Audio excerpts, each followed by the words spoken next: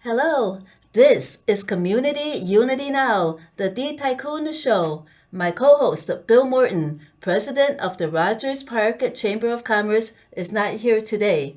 I am Trudy Leong, administrator of the Rogers Park Chamber of Commerce. Our very special guest today is Joe Quartana. He is a broker, real estate broker and marketer, but he cares very much about how property taxes are affecting real estate in Illinois. And he is also going to tell us about the importance of CONCON, which is the Illinois Constitutional Convention. Hello, Joe. Hi, Trudy. Thanks so much for having me. I Thank appreciate you. it. Thank you. So, first of all, how did you come to work on these projects about the importance of CONCON and about how property taxes need to be changed? Well, I met Anthony Travis. And the way I met Anthony Travis was I've been a broker for a long time, and I also have produced marketing stuff for different brokers. And a friend of mine does a podcast, and he introduced me to the tax doctor. And we just hit it off immediately because I've never seen a man that was as knowledgeable. I mean, not general knowledge, specific knowledge about Illinois property taxes, especially locally in Cook County. You got into the weeds. Yeah. Oh, and he showed me all this stuff. And the thing about me, Trudy, is I pay attention because I have to. You know, when you have a license, you have to dot the I's and cross the T's. And I listened to him, and then I checked every bit of information. The stuff that I knew, I checked, and it was always right. I mean, he said it, you could bank on it. And there was some information that wasn't easy to find. So all of a sudden, I find a friend. You know, because here's a man that just out of the goodness of his heart knows that this is wrong. He doesn't get anything from it. I know, but that's also his challenge because he's just a nice guy. You know, he's not a politician. He's not a fire-breathing dragon to, say, you got to do this, you got to do this. He says you got to do it, but he's nice. And, I've been in Illinois all my life. I don't think that's going to work. In fact, I know it's not going to work. So tell us briefly about the property tax situation and the need to change it, and then we'll move on to CONCON. Okay, let's just start with some facts. Okay. We're the worst state in the country. That's a fact. Okay. Right now, every child that's born owes $40,000. All right, that's what the debt is right now. The standing debt. Got it. Okay. We don't even have the ability to pay our bills. We have the ability to pay the interest on our bills. And even that is going to be a problem. There's some huge expenses coming up. So I hear all this, and I know this all the time because, when I sit down with people, every time it's about their bank book. You can't just buy real estate. Oh, I want that. No, you got to be able to afford it, and the expenses and everything. So taxes are a big deal. Yes, and they become a much bigger deal. And some of the challenges are, though, we all have taxes, but they affect us differently. And Anthony's biggest thing is, he's trying to help people. Like, there's a lot of black families and people that have been mistreated and abused by the system. That is very true. And in fact, there's some things being done to cure that. But it's not a black problem. It's a white problem, too, and a yellow problem. It doesn't matter what color your skin is, the taxes are a problem. And what we're trying to do is get all these very different people that have a very different problem, but it's all the same problem, taxes, to focus on one thing, which is how to correct the problem. And Anthony Travis told me this, and it is the greatest thing in the world because the politicians that started this knew how important having to change it and correct it was. And so they made it a constitutional thing in Illinois that every 20 years, Illinois has to have a constitutional convention to look at these things that are now crippling us. And in that convention, if we have that convention, we can make a change to a system that has been beneficial to Indiana as they're trying to get the Bears. And it doesn't matter about the Bears. What matters is about having fair taxes for everybody that owns a property. Con guarantees that we get a chance at that. So when is the 20 years up? When would Con be if it happens? Okay, so that's the interesting part. And I'm going to say, forget it even happening unless we do one thing. There has to be, by law, the next, on the 2028 ballot, there has to be a box for Con. Okay? If 600,000 people... That's the how much percentage of the population? It's a very small percentage, and we can go into this. I think it would be important to go into it more. But if we have enough people check that box, then we have a constitutional convention. But if there's not enough people, do we have to wait another 20 years? Either that, or you can wait for employees, our politicians or our employees to make the change, and they haven't been willing to, because it's their problem. Con gives us the ability to go in and make sweeping changes without going through the legislative process. It does it all on its own, and I think it deserves probably a show to hear that. But most importantly is that people understand that if they check that box, they can change their taxes. But if they don't get a voice necessarily. So the main reason for Con that a lot of people want it, is it just mostly for the property taxes, or are there other issues too that would need a Con to resolve? Well, I think there's many issues, but I'm a real estate professional. I can only tell you that a lot of the issues that I see socially are money, right, and real estate. So when what would be think about this. The schools, they're having their own issues, but that has really nothing to do with property taxes.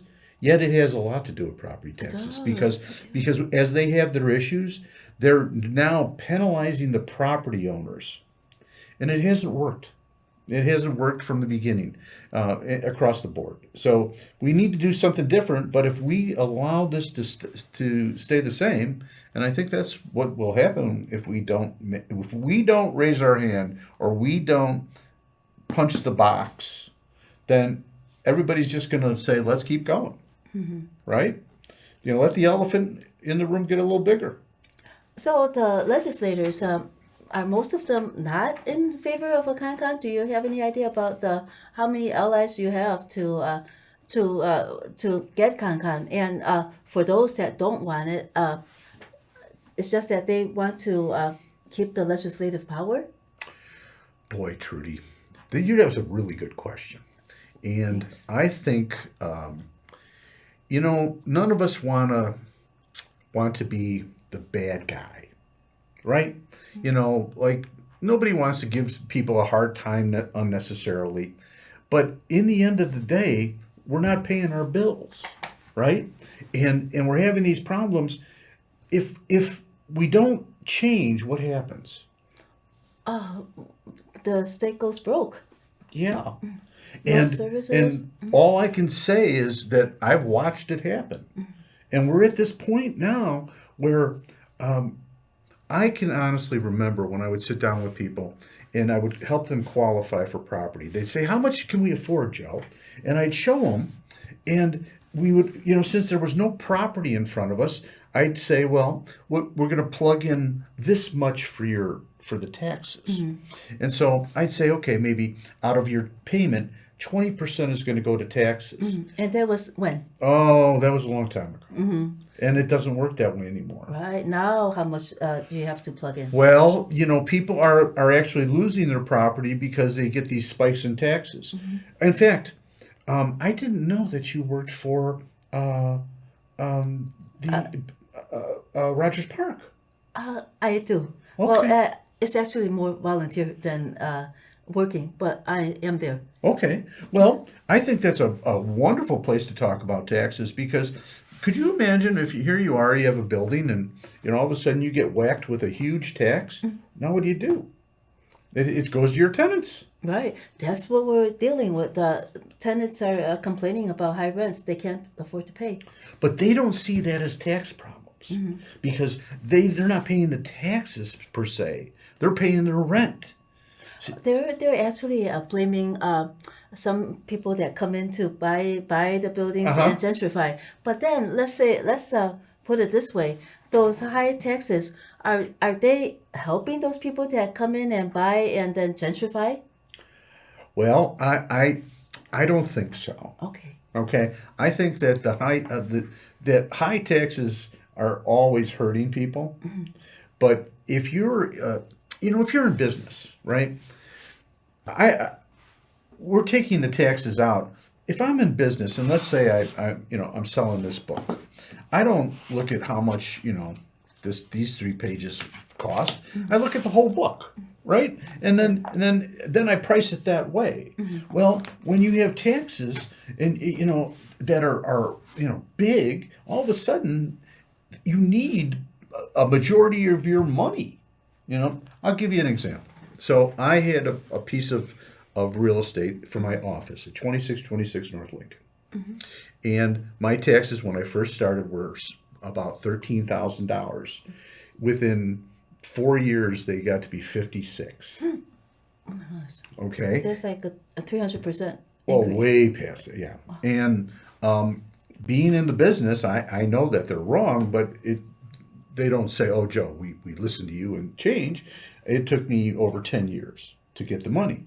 But before I got the money, the bank still wanted to get paid.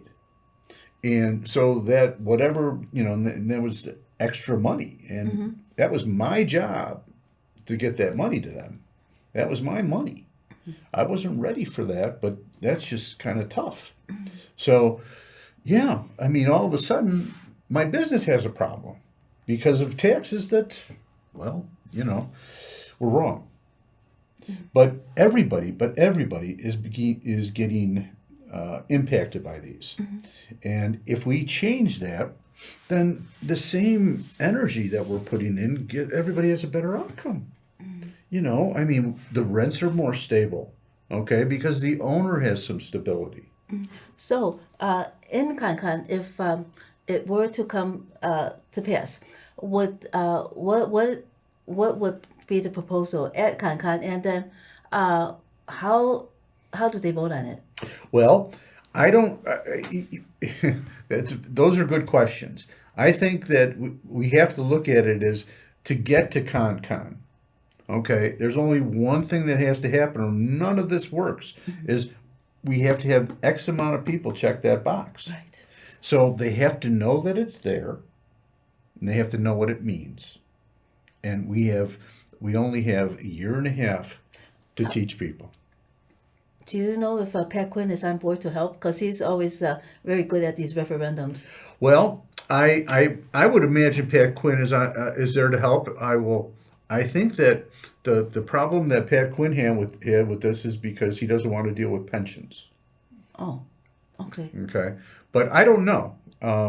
I do know that this is the best tax, property tax direction that I've seen I know people all over the country, and I know different laws, and it's so ironic that Indiana is doing it. How long have they been doing it? Well, I want to say they've done this since the 80s or the 90s. I can get you that information, and honestly, their state is in great shape financially. And what a friend from college honestly calls me up and he gloats about how they're going to now steal the bears because we can't run our state. I do have some friends that they do own a property in Indiana as Oh well yeah. because it's so profitable for them. Well, Chicago is a 5-state city. Think Oh. about it.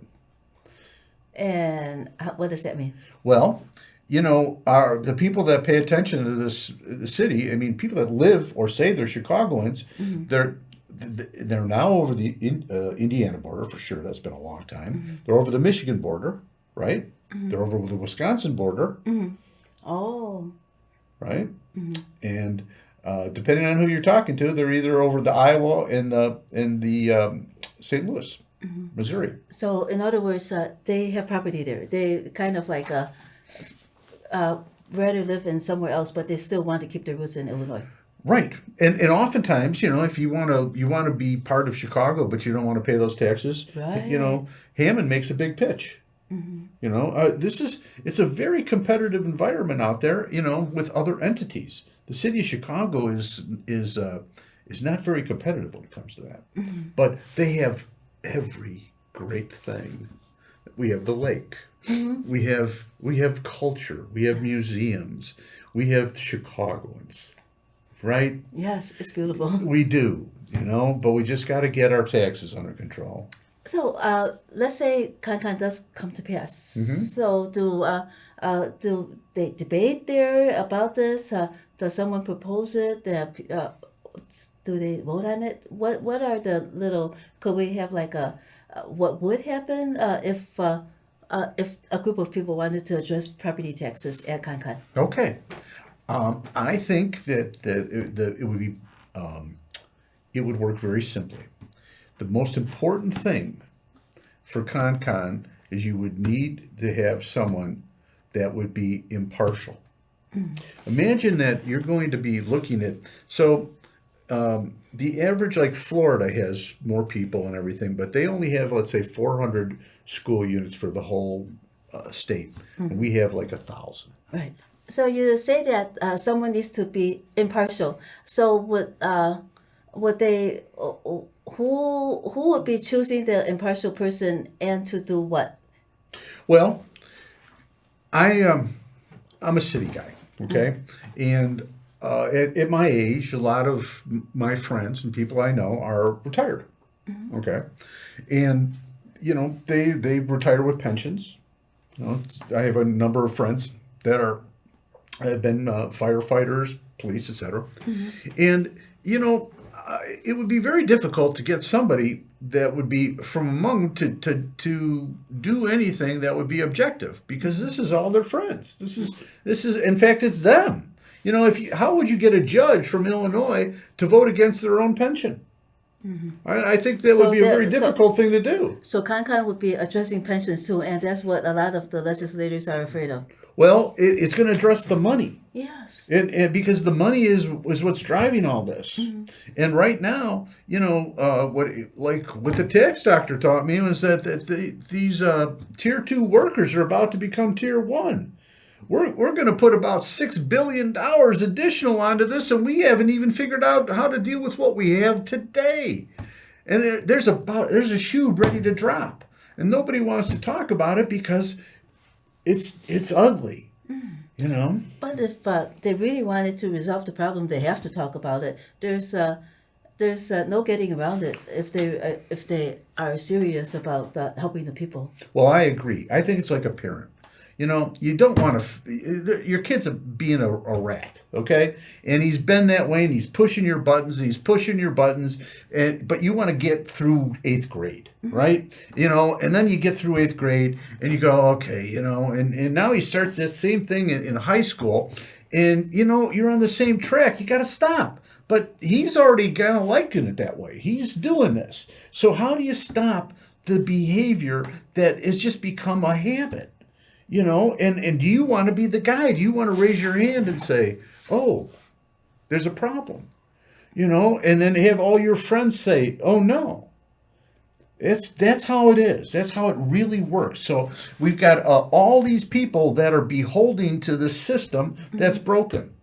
Well, I guess what you mean is that we need a lot of many individuals that are willing to work together to change the system to make this happen. Yes. I think we need key individuals.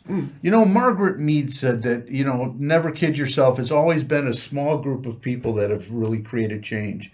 And I think that that's the truth.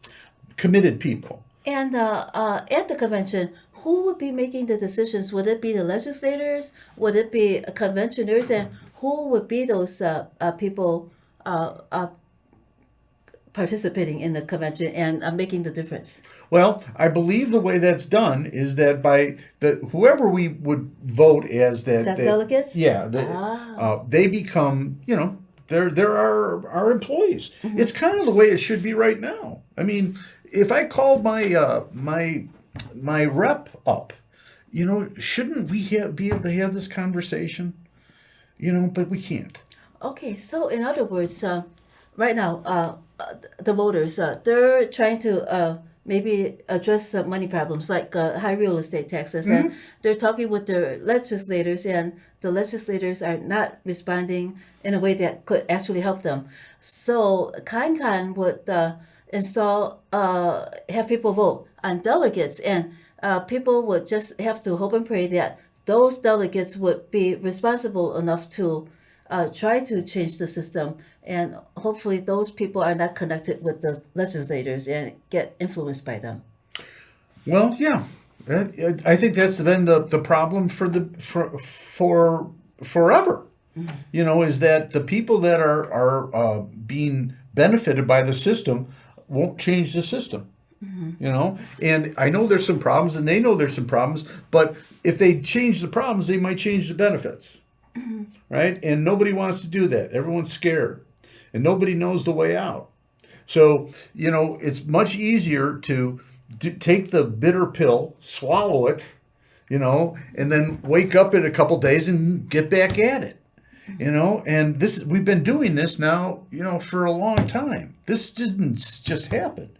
And now I think property owners don't even realize that there's a possibility to change this. They just accept it. So we don't have much time left, like about maybe almost 2 minutes. Yeah. How do we get the message out so that people would help push for a constitutional convention?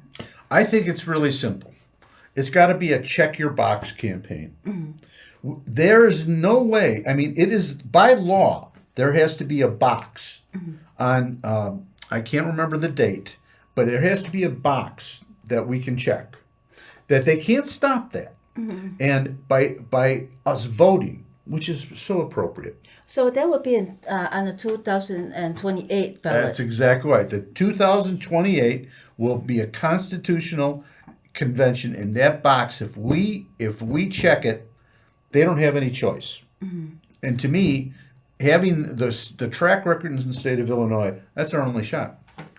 Every time we've tried to do this, Anthony Travis has spent so much time trying to talk to different politicians, and they always spin them in circles. And so the Constitutional Convention could cover both the units of the access of units of government in Illinois and getting property taxes, the schools off the property tax rolls. Yes. Both. Yes. It would. There has been a study that's already been made. Okay, it's already been done, and then there is? Yes, there is. Okay. And then and Anthony Travis was part of that. So we all know how that's done. And then the second part is to implement it, right? Because I know that there's like I know that there was a study done, but then there's another study that they want to make too. So I don't understand the difference between the two studies, but I think we're running out of time. So let's leave it with this. Okay. We don't need more studies. We need action. Right. We need to stop this. And I can tell you the direct path. It is at 2028, check a box, and then start to pay attention. And you're going to learn where your taxes are going and what your options are, and you can improve your life. And it is that simple. And real estate needs to get better in the city of Chicago and the state of Illinois. And that affects renters alike. It affects everybody. I don't care if you rent. It doesn't matter. This is it for everybody's better good. If our viewers want to learn more about what the work that you are doing, the Constitutional Convention, property taxes, be it all this that we're talking about, where should they go? Well, I think I have to commit to that. So we're going to have information on this at the realestatechannel.live. Oh, All right, and we will continue to figure out how to communicate this the best way. so that's a website, or is that a YouTube channel? Well, it's actually both. Okay. Okay, Realestate.live. there's the realestatechannel.live. Realestatechannel.live. Yeah. And you're the host? Well, yes. Okay. Okay. It's the whole idea of the real estate channel really is just to be able to bring information that isn't currently available to people so that they have an understanding about taxes and things like that. Where do you get that info now? Oh, it's very hard to I know. It's so this is, yeah. Okay. Okay, from Bill Morton and me, Trudy Leong of the Rogers Park Chamber of Commerce, we thank you so much for watching, and thank you, Joe Quartana, for joining us. And we will see you again next week. Thank you so much for watching. Thanks, Trudy. Thank you, Joe.